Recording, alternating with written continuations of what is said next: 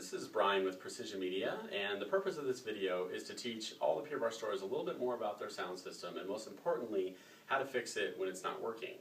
The overall theme of this video is going to be, when something's not working, ask yourself the question, what is working rather than what isn't. It's all about a process of elimination.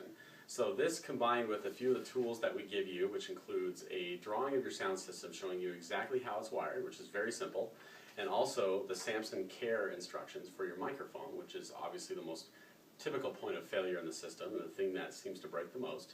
With these two things and these tools, we hope that this will help you guys a lot. So let's get into a couple techniques to show you what to do.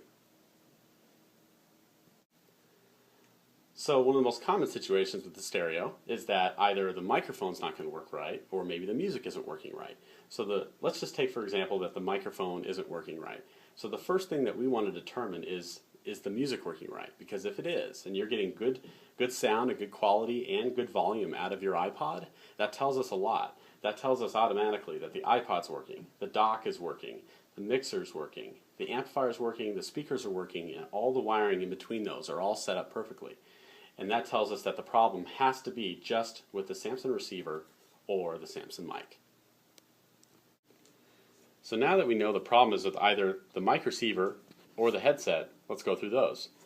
First thing, whenever you have a problem with your mic system, immediately replace the battery. Low batteries cause all sorts of weird issues, so just take care of that. Second, there's a mute switch on your headset. Make sure that isn't muted, because you won't get any vocals if it is. Now going to the receiver, let's tell you what each of these things does and what it means. This little black knob right here is called squelch. If you turn that clockwise all the way to the right, that can sometimes help get rid of some interference problems, so it doesn't hurt to turn that up. This is the RF meter. This shows the signal strength from the headset. You'll notice when I shut the headset off, the lights go away. They should always be lit up full like this. This is the actual vocals when you're speaking. If I blow into the mic, you'll see that it lights up one or two green ones. That's pretty typical, and that's operating normally. This is the volume knob. You should leave it just like it was from when we shipped to your sound system. It should be turned most of the way up. And lastly, here's the antennas. They should never be sitting in like this, flat. They should always be up and typically away from each other, maybe at a 45, and this helps you get the best reception out of your system. Moisture is the death of these microphones. It is vital that during every class you guys wear this clear plastic cover over your mic. Just being next to a body that's perspiring will cause these things to fail. Being in a humid environment will also cause them to fail. We've gotten feedback from the repair company that 90% of the mics that they get in from Pure Barres have failed because of moisture. So this is a huge problem. This does not prevent it entirely, but it helps immensely. So please make sure to use this cover. It's very easy. It just slips right on and off. Also, at the end of every day, pop this battery cover off and pull your battery out. This allows the electronics inside this headset to air out overnight.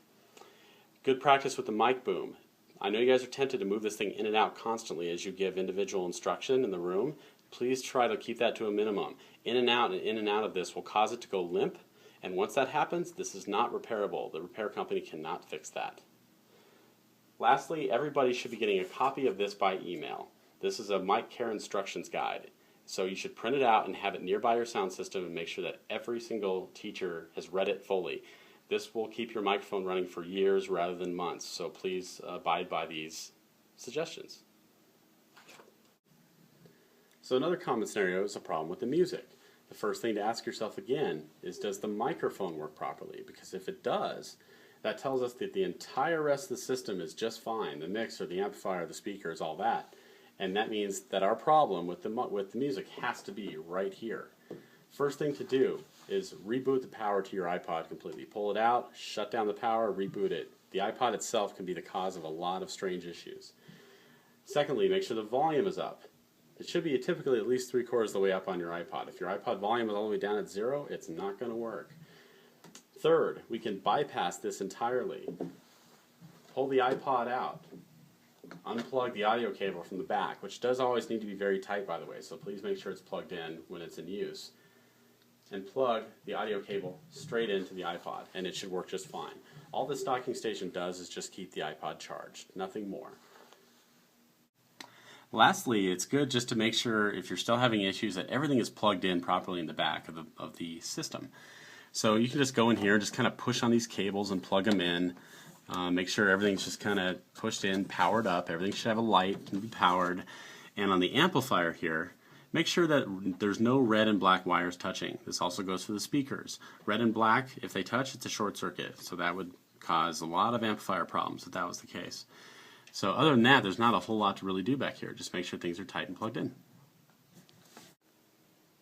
Well, thanks for watching. I hope this helped fix your problem and teach you a little bit more about your sound system in the process. If it didn't, you can contact Julie Sear next at 716-228-6655 or send her an email at julie@precisionav.net. Thank you very much.